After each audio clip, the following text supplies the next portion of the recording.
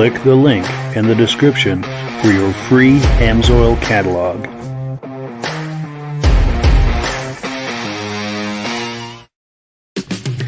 It's time for a quick shout out to some of our friends. B&B Auto Sales, your muscle car connection in Brookings, South Dakota. Above the Notch Car Club, a car club for auto enthusiasts in northern New Hampshire. The New Hampshire Muscle Car Club, the largest muscle car club in all of New England. MGM Classic Cars in Addison, Illinois.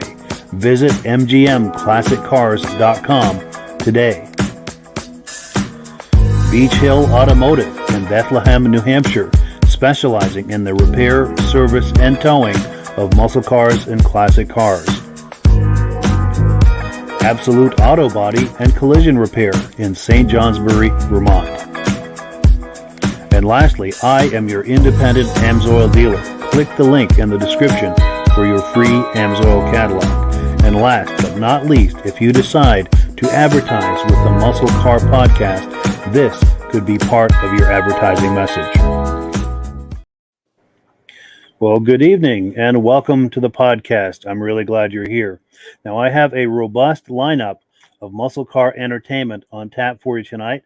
We also have some friends waiting for us in the green room.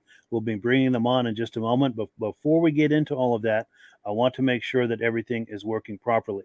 So if you can see my face and hear my voice, I'm going to ask you to make a comment. Let me know where you're viewing this from. If you have a muscle car, please let us know what that muscle car is. If you don't have a muscle car, what is your favorite muscle car? So please leave a comment. We're going to check these right now, make sure everything is working properly. We've got Firebird Nation in the house. He's going to be coming on live with us, actually. He's saying good evening, everyone. My good and dear friend Donald Farnsworth is in the house. He's saying hello. Looking forward to doing a Harbor Freight run with you real soon, Don. Also, we've got Stacy and Art Fosler in the house. They say it sounds good and looks good from Platkill, New York. They are regular viewers, and we thank them so much for weighing in with a comment. So let's bring in our guests. There we go. We have the podcast team in the house. We are all AMSOIL dealers. I'm signed up under Rob, and Chris is signed up under me. And if you order AMSOIL through us, we all benefit, and this is how we keep this podcast going, is with AMSOIL. So we thank all of the people who've been ordering, and thank you in advance to the people who are planning to order. So, gentlemen, how are you doing tonight? Good, considering. Sure. I wish I'd loaded some of the images you sent me. It sounds like you had a little mishap with your semi truck over the last week. Yeah, I mean, talking poor timing. I mean, Friday afternoon about 4:30, when pretty much everybody in our office is going home.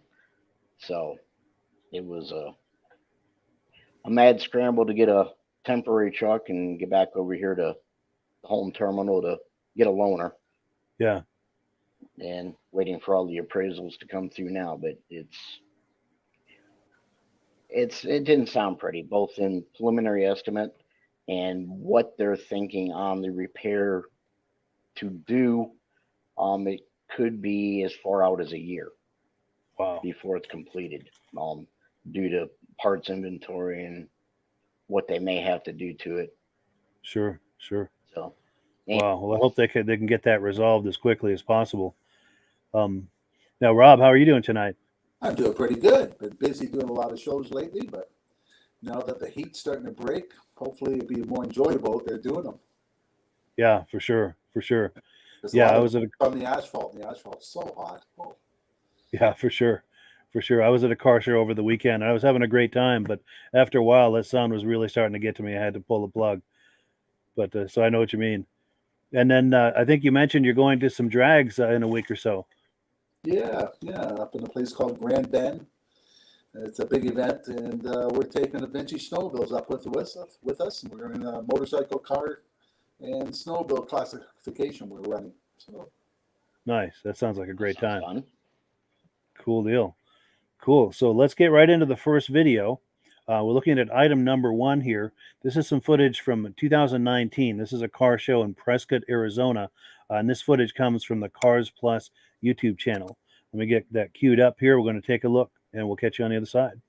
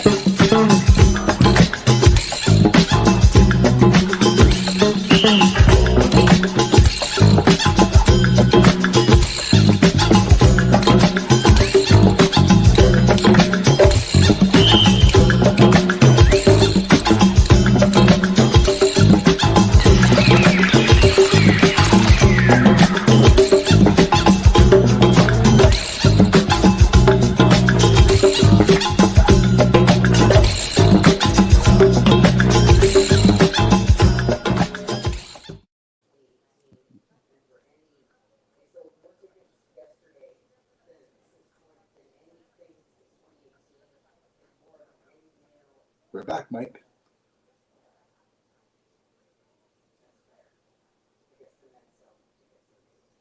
Something tells me that video finished for you guys before it finished for me. Was that video choppy at all, or was that? That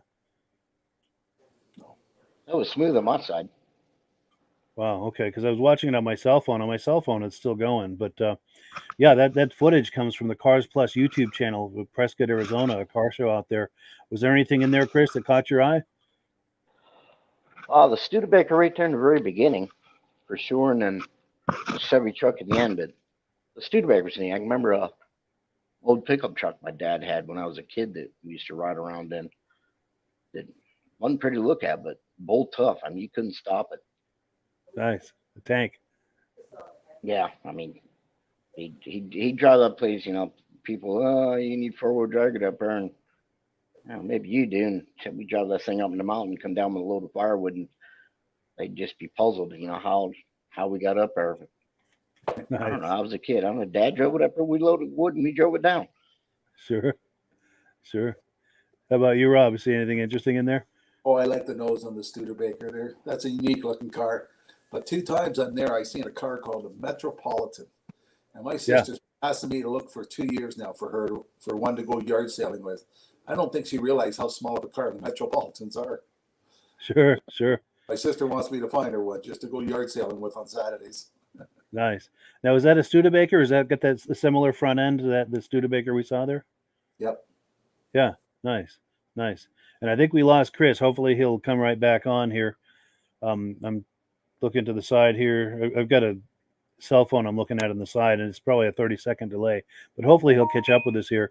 Uh, while we're waiting for him, we're going to get into some announcements. Here we go. He's coming back on. Let's bring him back to the stream. Hey there, Chris. Sorry we lost you. Yeah, yeah. Despite your best efforts of telling everybody, I will be busy. Don't call. Oh, you had You a always call have come that in? one phone call that comes in and knocks you out. Of course.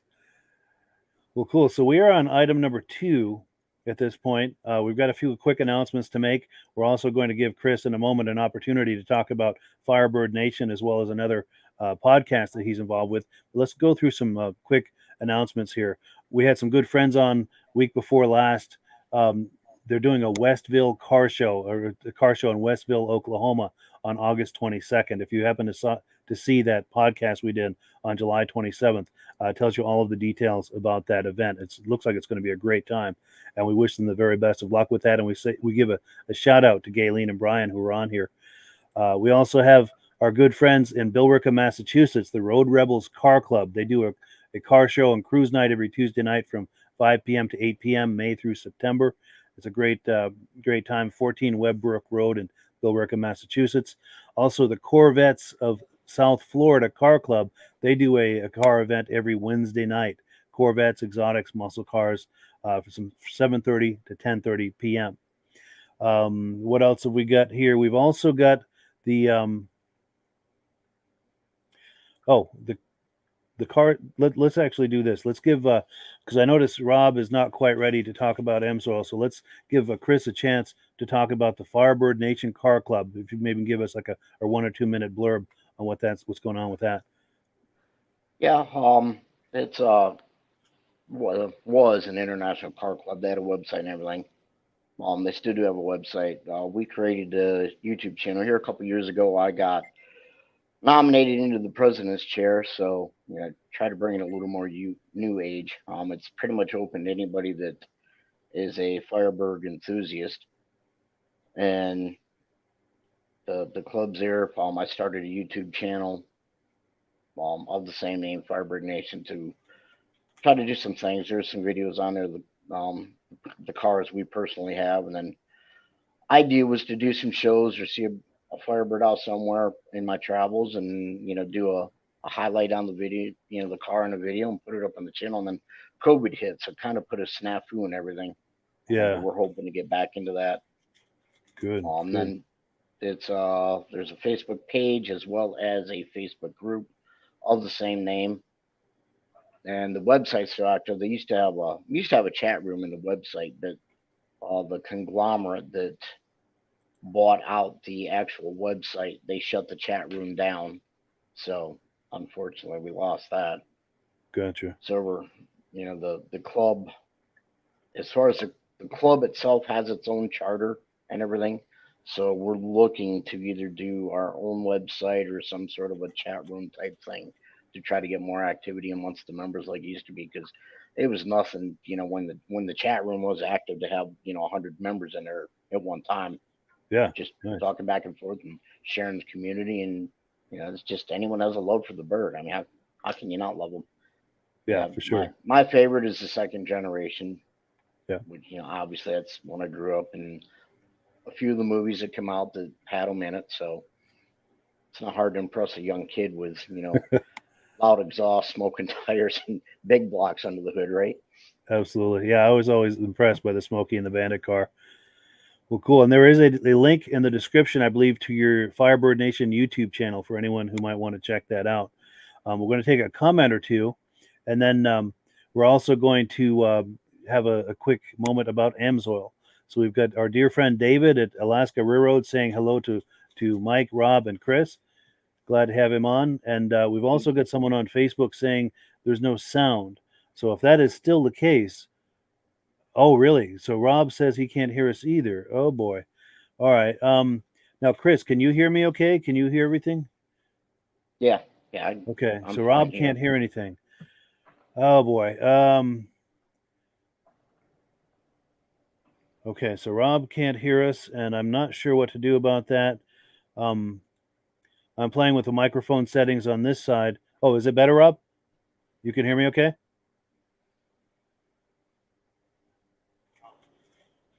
Okay, I don't. And the YouTube share is working with the audio. Okay. Okay, so Donald Farnsworth said the audio is good there.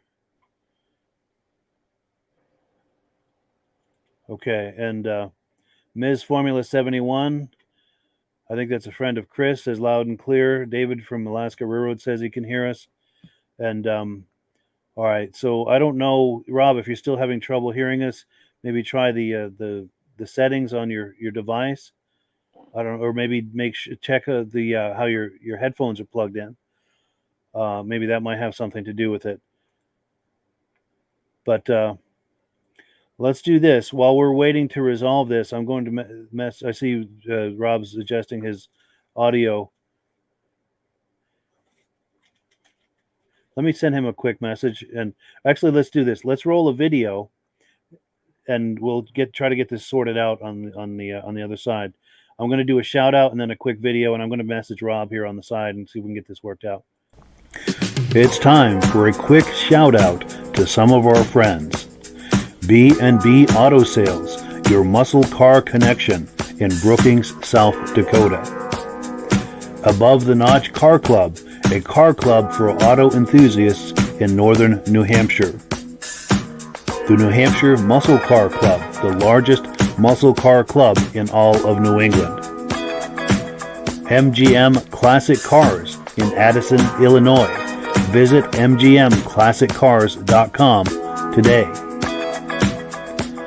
Beach Hill Automotive in Bethlehem, New Hampshire, specializing in the repair, service, and towing of muscle cars and classic cars. Absolute Auto Body and Collision Repair in St. Johnsbury, Vermont. And lastly, I am your independent AMSOIL dealer. Click the link in the description for your free AMSOIL catalog. And last but not least, if you decide to advertise with the Muscle Car Podcast, this could be part of your advertising message. What's up, everyone?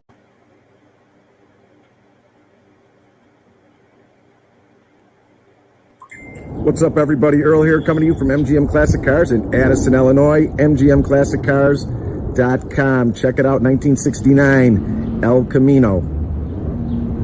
Double black, sitting on 18-inch American Racing wheels and fat tires all the way around. Powered by a 350, nicely built with a 350 trans automatic.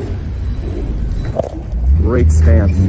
Driver quality. Suspension's been redone. All the wiring and hosing, engines fresh, fresh, fresh. Paint's in okay condition. We'll get over it and I'll show you everything I see. That's why I call it driver quality. Badged at 396. It's got 350 underneath it. Nicely done, which you'll get up and close to. Chrome in the front is good. Grills, all your lights are working, wipers, turn signals. Hood lines up well. It's like a 7 on a, maybe a 7 on a paint scale. It's old, chipped, you know, older paint. But the body's solid. Front fender's in good shape. It lines up well. Front disc brakes. Sitting on their American racing wheel. Lines up good on the bottom.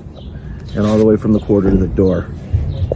Roof line, starting to see its wear and tear. There's a couple little pimples popping up. So you can just start if you want to paint this or wrap it. You know, won't be much. Got another one here. But that's why it's priced at what it's priced at. It's a really great car. And runs out strong, handles well, pulls good. Rear quarter's fine, no real flaws. All your glass around the car is in good shape. Your pickup bed's good and clean. All your chrome is good. Your rear window's good. It's nicely done. Rear chrome bumper's in good shape. We got a couple chips here that we're going to touch up a little bit better. Looks like they used the wrong color, but we'll touch them up. Passenger quarter, good shape. Tiny little door ding, but can't even see it. I mean, this car looks great from 5 feet away. Not 10 feet, 5 feet. That's what I am right now, maybe 4 or 5 feet. So it still has a great shine. It's still just a great driver.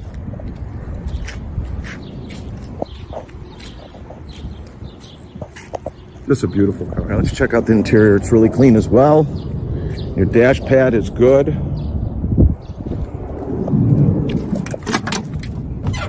Little sound system in the back with speakers. All your carpet's good. Headliner, all in good shape.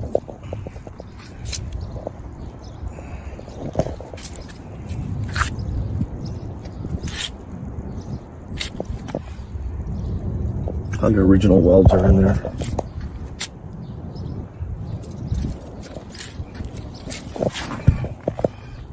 Carpet's good all over. 8,378 miles shows on the odometer. All your gauges are working. Your heater is working.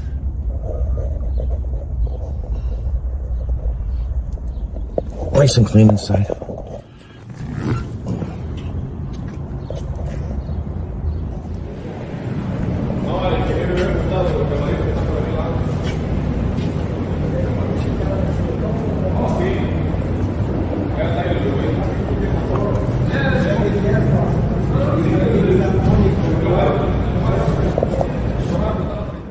Let's fire it up.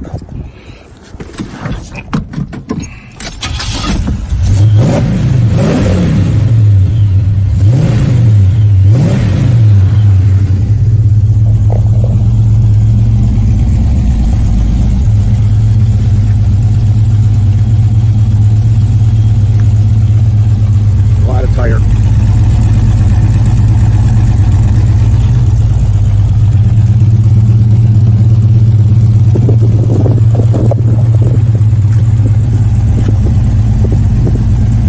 All your wheels are in good shape all the way around. Nice and clean. Suspension's been done, front and rear, all freshly done inside here. All your wiring, all your hoses.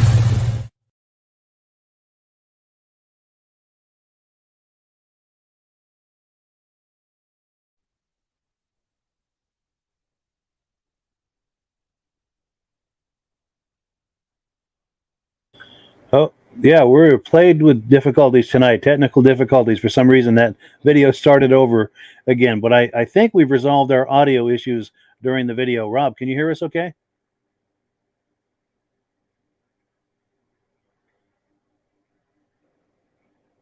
Oh, no, I can't hear Rob either. I'm not sure what's going on. Chris, can you hear me okay? I can hear you, but I can't hear Okay. Rob. Okay, so I'm not sure what's going on with Rob's audio issue. I'm not I'm not sure how to resolve that. And I apologize to Rob and to the viewers. I'm not quite sure what to do here as far as the audio issue, because I had some things I was going to have Rob talk to us about, but I think we're going to have to just keep moving on it. So I apologize to Rob. Rob, you can't hear us at all? Oh, he can hear me. Okay. We just can't hear Rob. Okay. So at least Rob can hear us. We just can't hear him. I'm not sure what's going on. It must be some issue with his microphone or well, let's continue with the podcast and see if we can get that resolved during the videos. We're about to go on to item number 4, and I hope that we can get this resolved because I wanted to have some quick discussion after this video. This is a video that comes from the Plum Beastly RT YouTube channel, and it's a kind of a documentary and an opinion piece about whether or not there is a second muscle car golden era going on as we speak with all of these modern muscle cars. Let me cue that up. And let's take a look at that video, and we'll get some commentary on the side. I'd like to get Rob and Chris's opinion. Let's take a look.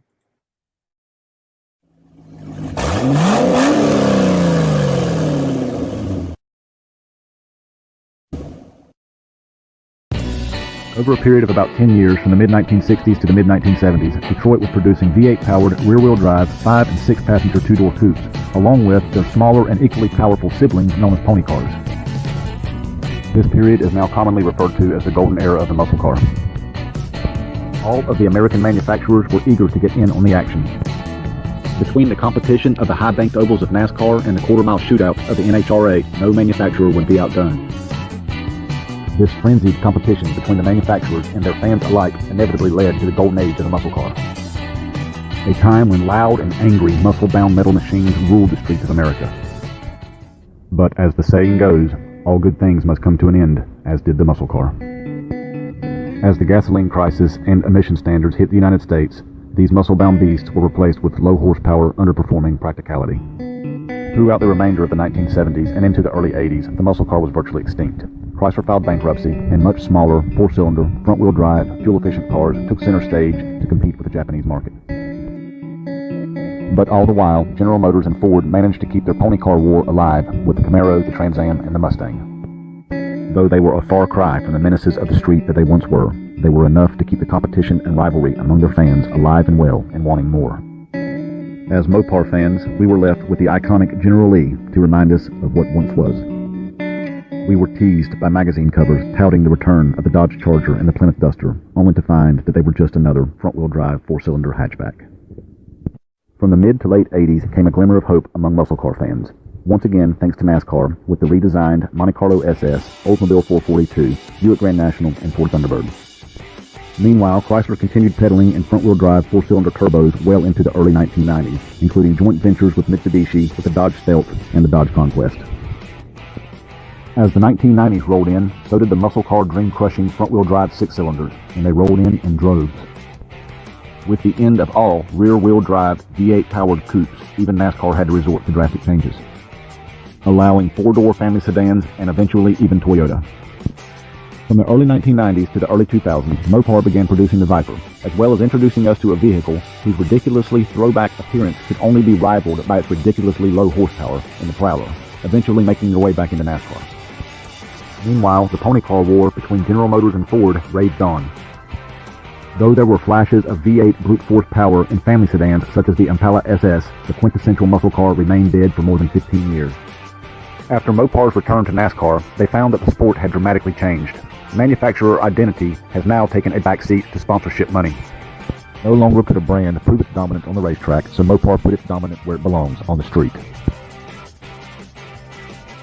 After achieving success with their Hemi-powered family sedans, Mopar lays down the gauntlet by reintroducing the Dodge Challenger. A muscular, 5-passenger, Hemi-powered 2-door coupe, the quintessential muscle car, and the only one that exists to this very day. Not to disrespect the Dodge Charger, as it is easily the most powerful American 4-door sedan, but would not meet the criteria as a muscle car in the 1960s and 70s. With the current variety of vehicles available to us now, and those on the horizon, it begs the question, is this really the second golden era of the muscle car? If we are to accept that all models weight classes, sizes, or muscle cars, so long as they are equipped with a V8 engine? And the answer is yes. If we were to adhere to the norms of the original muscle car era, the answer would be not yet. Given that we've lost such major players in the muscle car industry as Plymouth, Pontiac, and Oldsmobile, we have some very large shoes to fill. However, my optimism tells me that we're very close if only a handful of things were to take place. Mopar should keep its already successful muscle car program and expand on it by introducing a pony car to compete with the much smaller sports cars of the Camaro and the Mustang. Likewise, Chevrolet should bring back the Chevelle to compete with the much larger muscle cars. And Ford should build a fast muscle car like they did that one year and bring back the Falcon or the Torino. If we want to relive the days of muscle cars the way that our fathers and our grandfathers experienced them, then we should keep cranking them up. And maybe, just maybe, they'll keep cranking them out.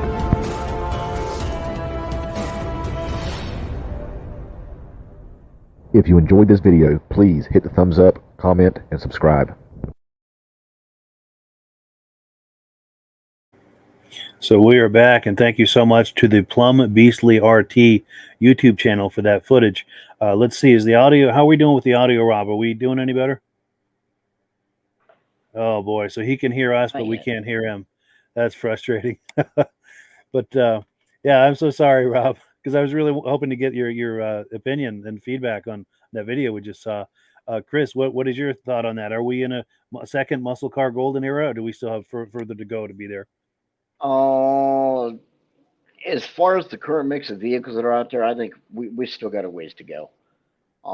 But if you want to call it a horsepower war, then by all means, they are producing some wicked engines that surprisingly are much smaller in displacement over what they used to.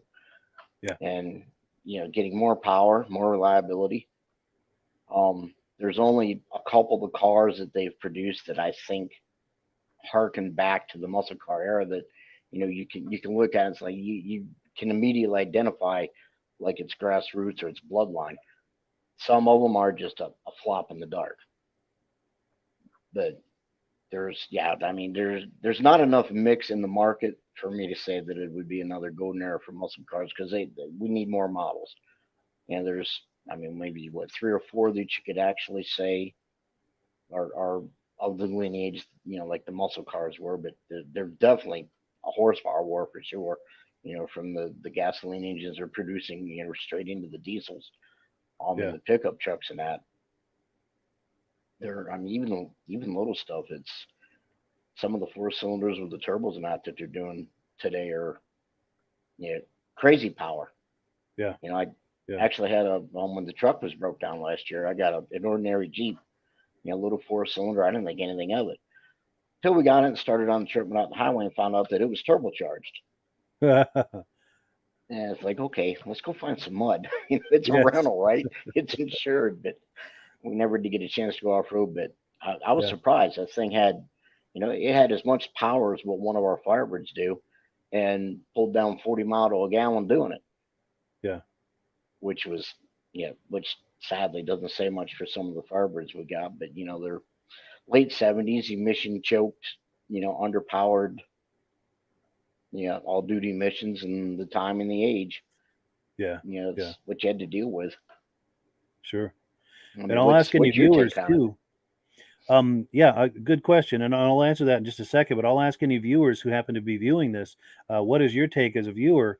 Are we in a second muscle car golden era? Do we have a ways to go? I agree with you. I don't think we're quite there. I think there's some great models that really pay homage and are a nice tribute to the muscle cars of yesteryear, like the Camaro and the current Mustang and the Challenger. They all do a really good job of capturing that spirit of those old cars and moving it forward in a really interesting way. So I like what they're doing, and the Corvette too, for that matter. But I think you make a good point, and so does the gentleman who did the video. We've got a ways to go. I'd love to see a Chevelle come back. Some of those other models, I would love to see that. And as much as I think the Charger is a cool car, to me, it doesn't pay tribute to the old Charger.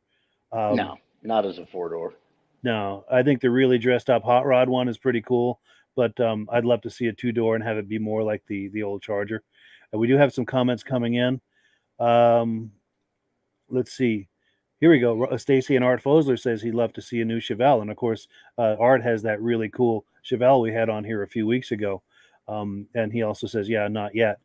And then David at Alaska Railroad says his sister just bought a new 3-cylinder turbo Trailblazer that moves like heck, which is consistent with what you were just saying, Chris.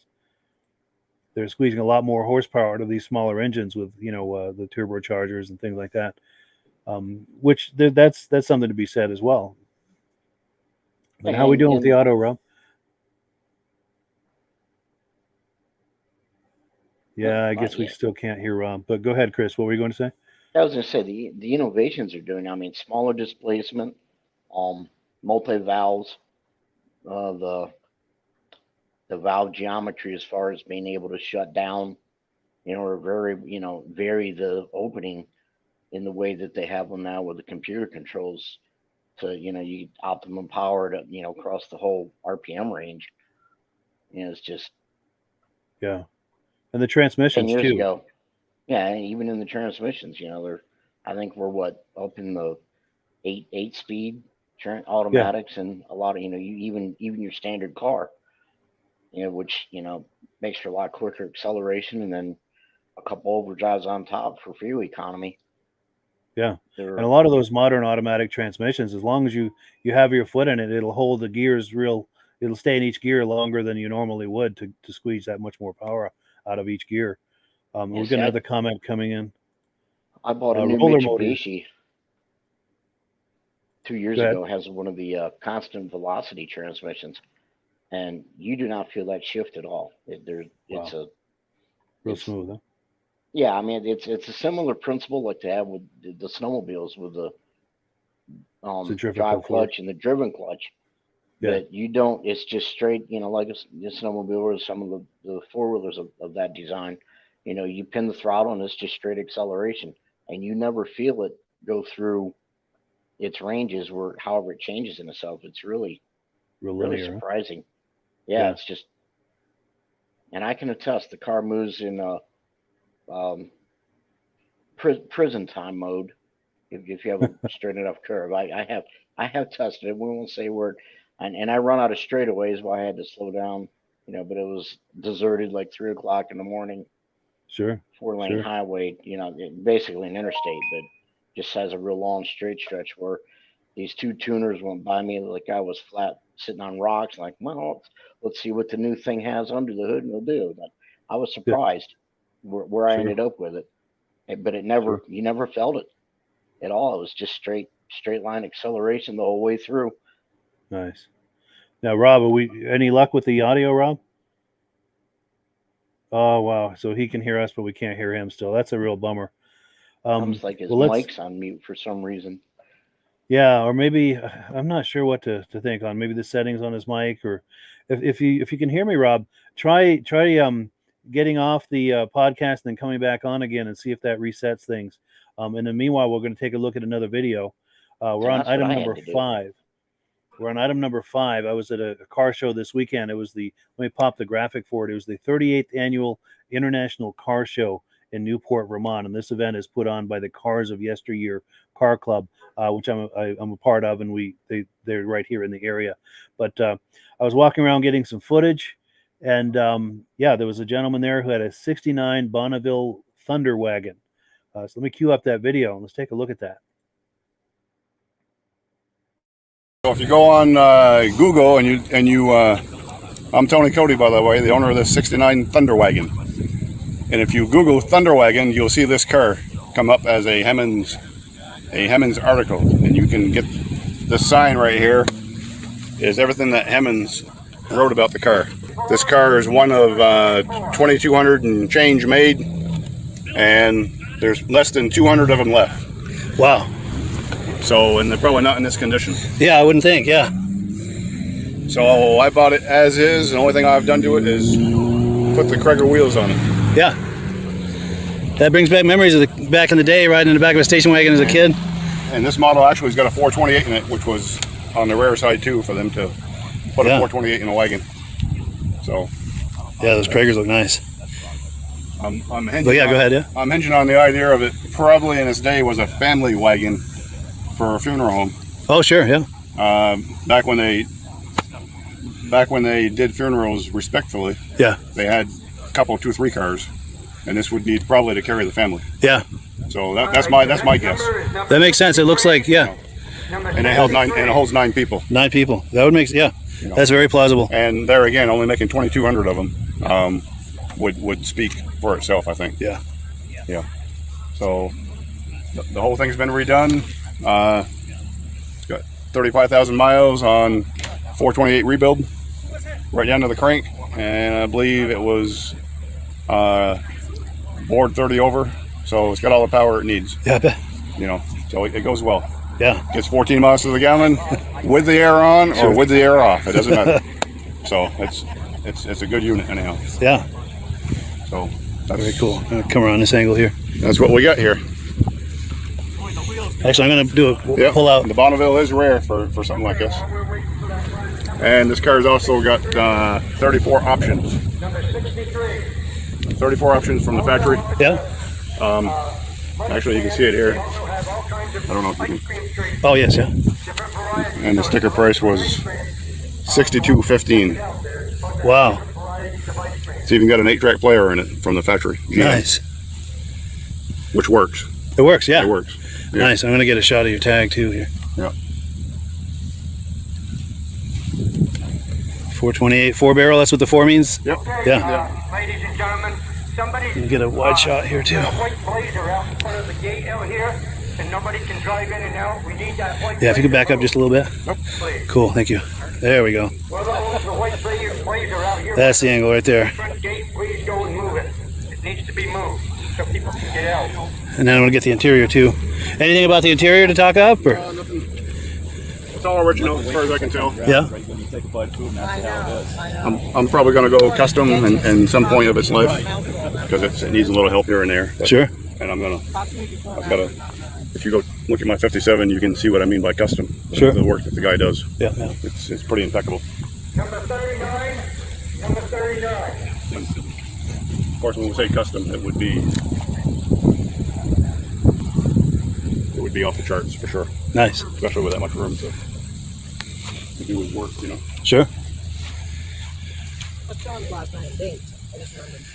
Who? John Bates. Yeah, John Bates. Yeah, I remember these rear-facing seats. We had a Plymouth wagon with the rear-facing seats. And 39. it's different, but similar, you know, the era. Yeah. Yeah. Yeah, that is really nice. This tailgate is, it's back in the day, '69. It's state of the art because it goes this way and it comes down. Also down, yes, yeah. I remember those. And it's all, Sir, get your hands off the car. it's all in this mechanism right here, you know. Yeah, yeah. So it's That allows it to hinge both ways, you know, yeah. the new GMC trucks they brag about their new tailgate, but it hasn't got nothing over this. Yeah. You know, you want to talk about technology and even this step here. See the step. But yes, yeah, yeah. So this piece of the bumper that fills it up when the Oh, that's what that is. when the door Yes. shut. Very cool, and it fills a gap in the. Yeah. Yeah. That is cool, and it makes a nice step for people to get in the back there. Yeah. Well, for you people like you and I, Yeah. What kind of gas mileage does this thing get? 14 with the air, 14 with the air, 14 with it off. That's not bad. Better than I thought. Well, cool. Well, thank you very much. I appreciate it. Number is number. Oh, there we go. We're back, and that's weird. These videos they start over from on the interface here. I'm not sure what that's about. Rob, how are we doing with the audio? Any luck? I can hear you perfect, Mike. Can you hear me? I can. He's Wonderful. back. He's back. He's back. Cool deal. He's back. Run away. Yeah. Cool deal. Well, let's see. We've Welcome got some back, old friend. Yes. Now we've got David from Alaska Railroad saying he's never heard of that type of Bonneville. Always a surprise around the corner. Cool. I'm glad we were able to bring something you hadn't seen before. Any reactions to any of this? Rob, And that's since you haven't what had they call a family car, eh? Yes. Yeah. With a motor And I don't know if in a station wagon. I don't know if you caught, but he has a feeling that might have been used by a funeral home to carry the family in the funeral procession. Oh. I That can would remember make sitting in the sense. back seat of cars facing backwards with the back window down. All the fumes Yeah. would roll in the back window. I remember that. Yeah, we had a Plymouth wagon with the same format when I was a kid. Yeah, same kind of deal. Any thoughts, That Chris, makes- on that? On that Bonneville? Makes me wonder now. I'm gonna have to I'm gonna have to ask my mom because we had one of those. Now I don't know if it was a Pontiac wagon, but whether it was that model or not, Yeah. it would flat out fly. But I can remember that pointy nose, the classic Pontiac look in the front. Yeah. And they answered a question because I was gonna come back because I used to have an old mid '80s Caprice, Chevy Caprice wagon. Yeah. That did the same deal where you could lay the tailgate down as a tailgate like in a truck to sit on, or you could open it like a barn door to one side. So and I didn't have to ask that. You nailed it in the video where the guys explained it's a dual function tailgate. You can either swing it the way they had it there in the show, or you could lay it down to sit on it like a bench. Yeah.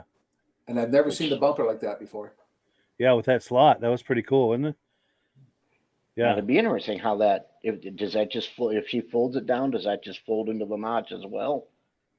Good question. He never folded it that way, so I'm not sure. It'd be But I'm, interesting if there's enough. It would have enough clearance. You would think that it would just fold into that step without interfering with the operation of the gate. Because surely you wouldn't have it.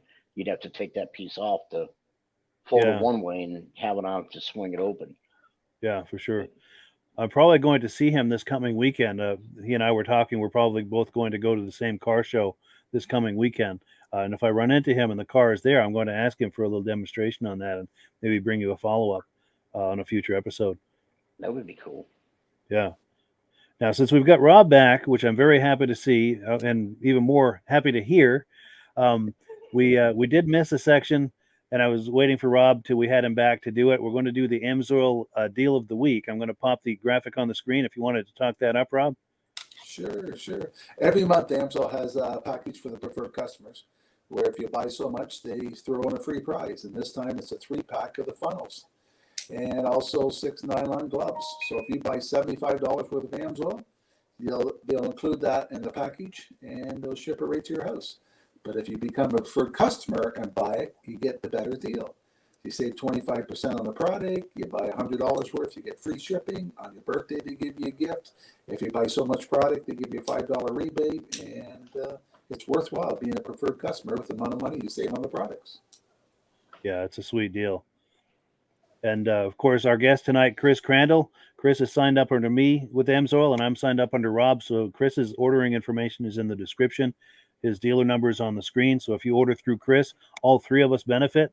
All these happy faces you're seeing here.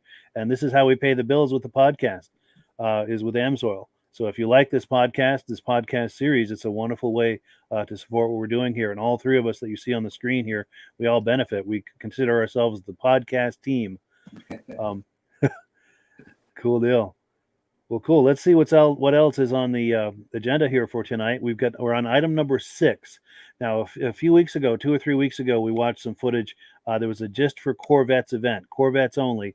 There's the Car Club event that happened out in California, and this is part 2 of that footage. This footage, of course, comes from our friends at the Corvette channel. Let me cue that up. We'll take a look, and after we view this, I think we're all going to be in agreement that it's time to buy a drone. Let's take a look. Hi, I'm Lily, and you're watching the Corvette channel. Don't forget to hit subscribe.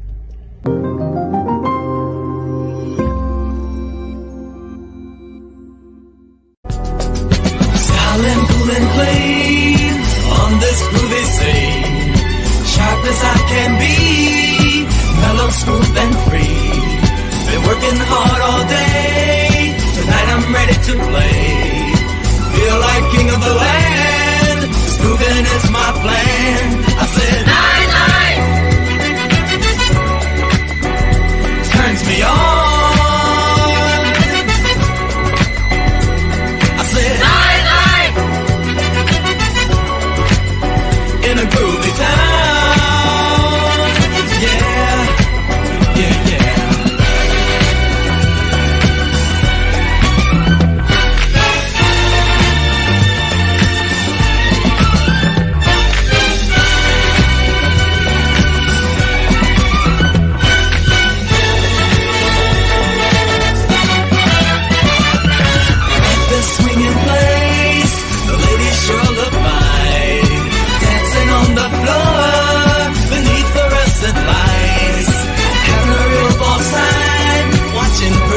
All night, I really want some loving, feeling good tonight. I said, night, night.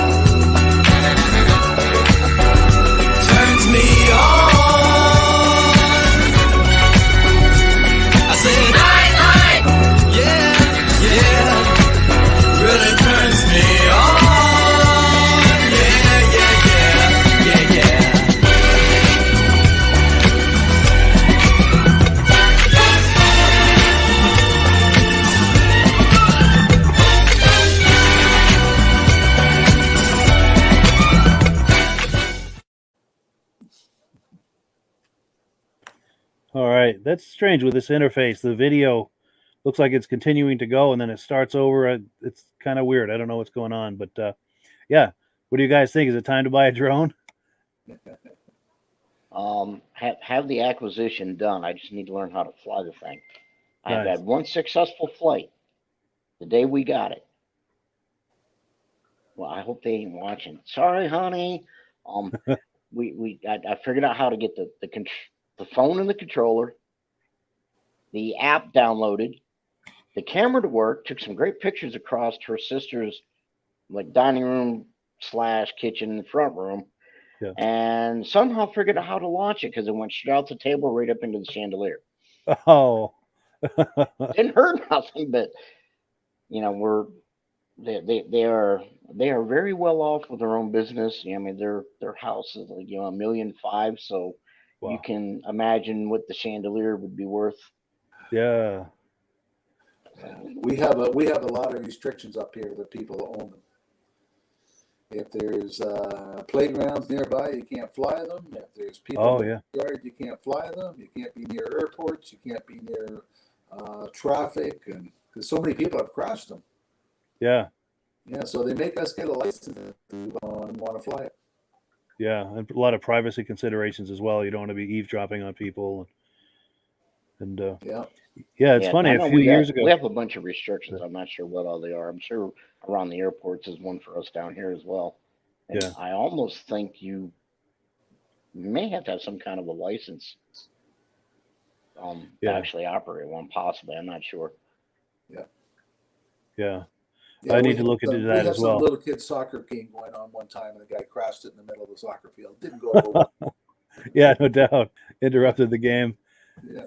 Yeah, 3 or 4 years ago. Pretty high. Yeah, they go right up there. In fact, on that topic, a few years ago, I had a drone. It was just a cheap $50 drone, but it had a camera in it, and I had it here in the yard. I was fooling around with it, and I wasn't real confident in making it go the directions I wanted it to. Long story short, I got it really high up in the air, and it started going off in a direction that was not a good direction. And I was trying to bring it back, and I ended up losing it. I never did found it. I ended up losing it. And there's some good footage on there. It was peak fall foliage and everything, getting some amazing footage, of the foliage and everything, and never did find it. Looked and looked and looked and just never found it. So that was a bummer. Yeah, I do know if you get one, you want to have the fail-safe button that's return to home. Yes. And it'll actually come back to its own, to the controller base or whatever. Yeah, that would have something like that would have saved the day, I think. Something like that would have saved it. But on the topic of Corvettes, real quick, is there a certain generation of Corvette that you like best? I'll go Chris first, and then Rob. Tough question. See, I've hauled the mid 60s. The one job I had. I have an 84 Crossfire myself. Yeah. That I picked up as a project. I don't know. I mean, they all have their uniqueness about them. The C4s, the early C4s. I like the body lines because it was like I said, emissions. It was that age where they're making everything with a pointed nose and just smooth flowing lines to for combination performance / economy. Yeah. And the body lines, I just thought it was a really, a lot of people didn't like it, but it's every time they change up to a new generation, everybody hates look at the fallout when they brought the C8 out last year. Yeah. And went with the mid-engine, the quote unquote hardcore, whatever they freaked. But it's the same as when they did away with the flip up headlights and brought where they mounted in the fender, with that new design. And if it was the C5 or the C6 when they brought that out, and same thing. Everybody, oh my God, that's a radical design. It's ugly. It's this and that. But each time they've done something to improve them, and they grow on you. Yeah. How about you, Rob? Any favorites? Oh, I like the older ones. I like the early 50s and the 60s, but I do like the mid engines. I think they're a really unique car and good design in them, and they're reasonable to buy. Holy smokes! Yeah, they're not bad. Yeah, I agree. And as far as myself, I think my favorite is probably, I think it's the C3 from the 70s, correct? That 70s era. Yeah. And then I like the C4. I thought that was good. The C5 and C6, they were okay. The C7 I really like, especially as it got near the end of that. And I like the C8. I think it's great with the mid-engine. Speaking of Corvettes, try to tune in next week, because if the gentleman that I've been talking to is able to come on, he's got an amazing Corvette. Do you remember that Corvette from the movie Corvette Summer? Yes. How intense looking that was. His doesn't really look like that Corvette, but it's intense looking like that, if that makes sense. He's going to have some other cars to show us as well. So if you're able to, by all means, both you guys and the viewers, try to tune in if you can. And also next week, we've got our good friend Virgil Shaw is going to be joining us. So we're going to be looking forward to that as well. We've got a comment coming in, and then we want to do one more video here. Here we go. Stacy and Art Fosler say for them the C3 bodies, and I believe that is from the 70s. And anyone else viewing, if you have a favorite generation of the Corvette, please weigh in with some comments. We're going to take a look at another video. Actually, before we do, we're going to do a shout out, and then we're going to take a look at a Mustang. So we'll catch you on the other side of this shout out. It's time for a quick shout out to some of our friends. B&B Auto Sales, your muscle car connection in Brookings, South Dakota. Above the Notch Car Club, a car club for auto enthusiasts in northern New Hampshire. The New Hampshire Muscle Car Club, the largest muscle car club in all of New England. MGM Classic Cars in Addison, Illinois. Visit mgmclassiccars.com today. Beach Hill Automotive in Bethlehem, New Hampshire, specializing in the repair, service, and towing of muscle cars and classic cars. Absolute Auto Body and Collision Repair in St. Johnsbury, Vermont. And lastly, I am your independent AMSOIL dealer. Click the link in the description for your free AMSOIL catalog. And last but not least, if you decide to advertise with the Muscle Car Podcast, this could be part of your advertising message. And we're back. We're going to go right into item number 7, which is a 1971 Ford Mustang. It's a Mach 1 tribute, and this video comes to us by our friends at B&B Auto Sales. So let's cue that up and take a look. Hi, this is Dirk from B&B Auto Sales. Today we're going to show you our 71 Mustang with Mach 1 badging. Isn't a real Mach 1, but has the cowl inducted hood and air cleaner, striping.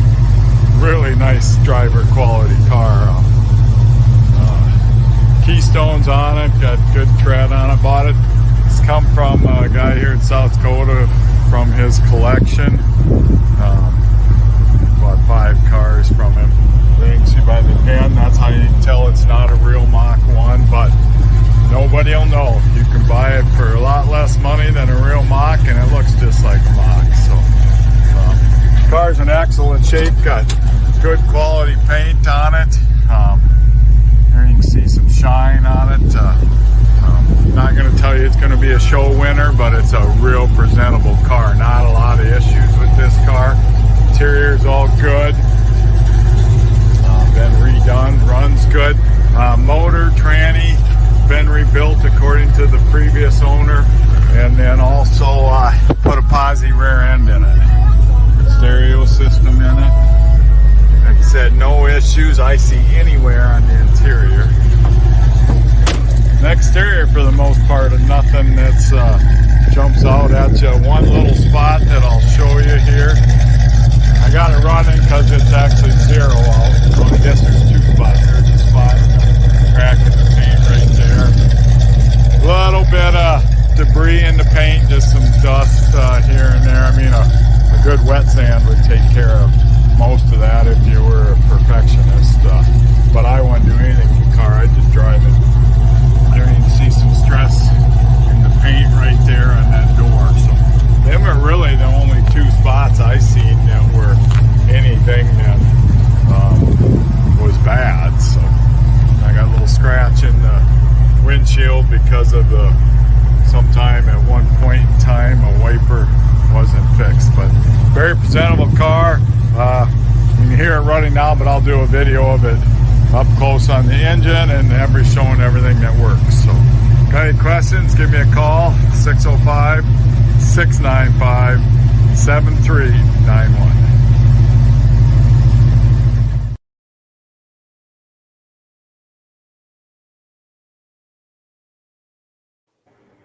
Cool, and we are back. What do you guys think of that Mach 1, or that Mach 1 tribute, I should say? Got a nice rumble to it. Yeah. Sweet sound. I love those Keystone wheels, especially when someone takes the time to do body color paint in the center, where they have the black in the center of it. Yeah, that was a nice touch. How about you, Rob? Oh, it's a good sounding car. Yeah. That'd be a nice car to take out on a Saturday night, go to a cruise. Absolutely. Well, cool. Well, we are just about at the end of the program, but since Chris is on, I'm going to pop this graphic on the screen one more time. If anyone's interested in Amsoil, there's a link in the description. It'll take you into Chris's portal to order Amsoil. His dealer number is also on the screen there. And you're looking tonight at the podcast team. Chris is signed up under me. I'm signed up under Rob. So if you order using Chris's number, like we just talked about, all three of us benefit, and that's how we make this podcast happen. The commissions from the Amsoil are how this podcast sustains itself. So if you like the podcast, thank you so much for helping to keep it going like that. We really appreciate it. Any final thoughts, Chris, before we close the program? No, just fun as usual. You know, it was a good break to get my mind off from everything else going on. So thank you for the invite. Definitely enjoy it. Look forward to the next one. Absolutely. And what do you think, Rob? Any final thoughts? Good show, Mike. And next week I'll have better headphones with the mic. Yes. Yeah, sorry about those issues. Mike. Yeah, for sure. Sorry about we had some technical issues. Sorry about that. But cool. Yeah. So with that, we will live, right? Exactly. The thrill and the thrills and the spills of live television, right? Just like live TV. You never know what's going to happen. For sure. Well, cool. Yeah. Thanks so much, guys. And the last word, as always, goes to Amsoil. And we'll catch you guys on the other side next week. Great show, Mike. Hello, everyone. This is Rob and Mike. How you doing today, Rob? I'm doing good. Mike, yourself? Very well. Thank you so much for coming on. I appreciate it. Now, today, we're going to be talking about Amsoil. And in a few moments, we're going to show you how you can get the deepest discounts, free shipping, and free gifts when you order your Amsoil products through us. But first, I'm going to ask Rob to give you a quick description of what Amsoil is and why you should consider using Amsoil products in your motorized vehicles. Thanks, Mike. Amsoil is 100% synthetic oil. Everybody uses Amsoil for a different reason. Some people like the benefits that Amsoil is warranted for 25,000 miles or 1 year. The reason we can do that is because Amsoil doesn't oxidize. It doesn't form the usual carbons, gums, sludges like petroleum oils do. That's why we can keep it in the engines longer. Petroleum oils never do wear out. They oxidize themselves. That's why they have to be changed at 3,000 kilometers. And Amsoil likes the benefit that you only have to change the oil once a year. That saves some money.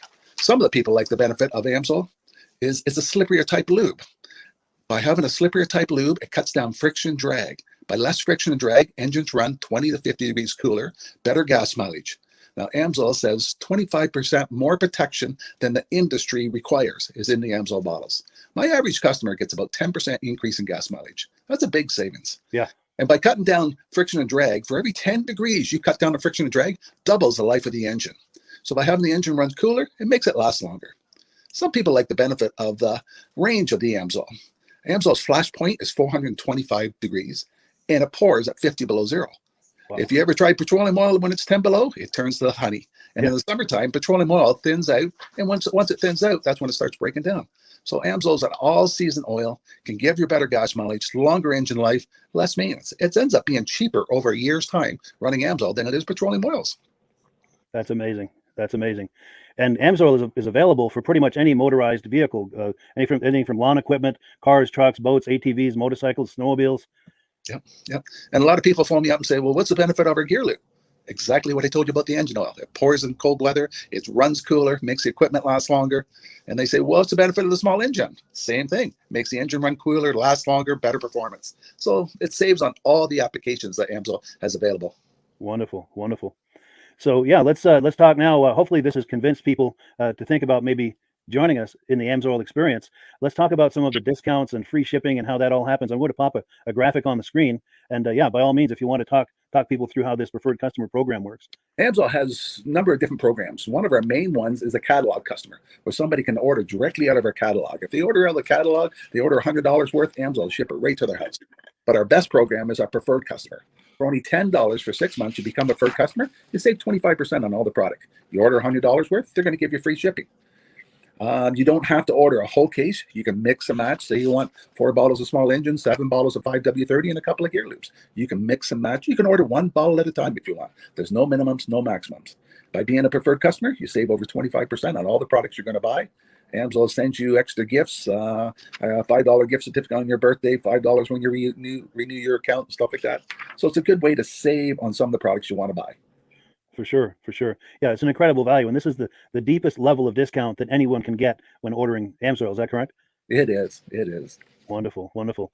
So let's take people through the step-by-step experience of placing an AMSOIL order. Then that would include signing up for the preferred customer discount, or sorry, preferred customer program, so they can receive those deepest levels of discount. So let's go to the website. This is what the website's going to look like. These are some screenshots. Once you go to amsoil.com, there's a link in the description, or you can just type that into a browser, amsoil.com. This is the page you land on. At the upper corner of the page there, you see how I've circled in red. That is the link to click, the Join Now link. That will take you to the preferred customer program page, where you can take advantage of all of these discounts and free shipping and everything that we've just been talking about. This is what that page looks like. In the lower right, you're going to click Join Now. This will pop up. You select the duration you'd like, whether it's 6 months or 12 months, and click Add to Cart. Now, once this pop-up goes away, you'll be back on the main page. And the upper left, you'll see where I've got that red arrow. It says Shop. Now you can start shopping for products, and on your very first order, you're going to get these discounts and the free shipping as long as it's over $100. You'll get all of these benefits right away. So once you click Shop, it's going to take you to the product page. There's different types of oils, lubricants, so on and so forth. For the benefit of this exercise we're doing now, I'm just going to click motor oil. It shows different types of motor oil. Let's click gasoline. Now this takes us to an item. It's their synthetic motor oil. And you can see the item there, and there's choices for different viscosities. But take a look at the price. Let's take a closer look. Let's zoom in. But if you've joined the preferred customer program first, you're going to automatically get the deepest levels of discount. That's what we're looking at here. You're saving $3.80 on that quart of oil. Instead of paying $16.29, you're now paying $12.49 for that quart of oil. That is the deepest level of discount you can possibly get. And then you just add the quantity that you'd like. You select any other items that you're thinking about, add them to the cart. And once you click Add to Cart for the final time, you're going to see this come up at the top of the screen. It's going to show your items and your the total that you're at so far. Pardon me. And then you just click View Cart in the upper right, and it'll take you to your cart. Take a close look here at the upper right. That blue box shows that you're getting free shipping. You're eligible for free shipping on this order because it's over $100. That little yellow box shows that you've got the preferred customer membership on your order that gives you the deepest levels of discounts for the next 6 to 12 months. And then below that, you've got the items that have been selected. For the exercise here, I selected 9 quarts of the signature series, but that brings us up over $100 for the free shipping. We're saving $34.20. And if you're ready to finish, you click Checkout Now, and that takes you to this screen here. If you haven't signed up with an AMSOIL account at this point, just click in the lower right to create an account, create a new account. It's going to ask you for some basic information, name and those types of things. Now let's take a closer look. You'll see this gray shaded box. This is a very important box. This is going to ask you if someone has referred you to AMSOIL. And if so, please enter my name. My name is Mike LaPierre. It's spelled right there on the screen for the correct spelling. And also the referral number, 304-555-94. That's how you make sure that Rob and I get credit for this. Now, in the interest of full disclosure, I've signed up for AMSOIL under Rob. So when you order using this referral number, Rob and I both benefit. So if you enjoy these podcasts that we're doing, this is a wonderful way to support the podcast, because when you order using this referral number, Rob and I both benefit. And the commissions I make go directly toward offsetting the cost of doing these podcasts. So I thank you in advance for that, for using my referral number. I very much appreciate it. And once you've done that, you just go into the next screen to enter your payment information, and you're done. Now, once you've placed your order that's over $100, and that order includes your AMSOIL preferred customer program, you are now eligible to get a free DVD from myself. Now, this is going to be either a muscle car DVD or a vintage snowmobile DVD. Use the email address on the screen, wkspodcasts@gmail.com. Send me an email. Let me know which DVD you would like me to send you, the muscle car or the vintage snowmobile DVD, and I'll get that right out to you. As you're typing in that email, in the subject line, be sure and type in capital letters, free DVD requests, so it stands out as I'm checking my email, and we'll get that right out to you. So I guess the last thing, Rob, that we wanted to talk about is if someone is considering AMSOIL as a business opportunity. Yeah, yes. If anybody has a retail or a commercial account and they would like to buy directly from AMSOIL, just send Mike a line. He'll show you how to set up and you can buy directly from AMSOIL. But if you are interested in starting your own part-time business, a part-time business that can grow into a full-time income, Mike and I will show you the AMSOIL marketing plan. AMSOIL has a large selection of products that cover almost every application. So it doesn't matter if you're into snowmobile, boating, or ATVing or hot rods, we have an oil for every application. It's a fun type business. That's I really enjoy doing. Where else can I go and have fun and make money doing it? And Mike and I are here to help you all the way along. If you need any help on how to promote or to find new accounts, we're here to help you. For sure, for sure. So when you sign up under that that number, this 304-555-94, you're getting Rob and I as a team. Now, Rob has been doing AMSOIL for 40 years. Can you believe that? 40 years. So he knows every aspect of this business and he knows all of the ins and outs of the products. So he'll be able to help you with any kind of product questions or any kind of questions to show you the different business models that you can do with AMSOIL. And then the other thing that you get when you sign up under me is I've got a strong background in social media. So if you need some coaching on how to generate AMSOIL leads using Facebook and YouTube, I'm happy to coach you with that when you sign up under Rob and I. You get both of us as a team to help you, to coach you, to support you, whatever you need to get you off and running with this business and having fun with it. Like Rob said, it's an enormous amount of fun. If you're like Rob and I and you enjoy going to any kind of boat shows, car shows, motorcycle shows, snowmobile shows, anything with a motor, you like going to those shows, those events, those races, this is a great way to turn that into a income opportunity for you. Yes, yes. And just by wearing my AMSOIL hat at one of these events, people come up and ask me about AMSOIL. People don't know where to buy it, and I'm there to help them, show them where they can buy the product. Perfect. Well, cool. Well, this is great. Any final thoughts, Rob, before we wrap it up? AMSOIL's a fun business. AMSOIL's been around since 1968. It was the first synthetic oil to be AI approved. Wow. Yeah. That's amazing. And that's very early in the game too, isn't it? Yes. For sure. Well, good. Well, thank you so much, everyone, for viewing. Hopefully, we've gotten you excited as we are about the AMSOIL products. We'd love it if you could join us either as someone who uses the AMSOIL products or to join the AMSOIL team as a business opportunity. And we thank you so much for viewing. Have a great day. You have a good day.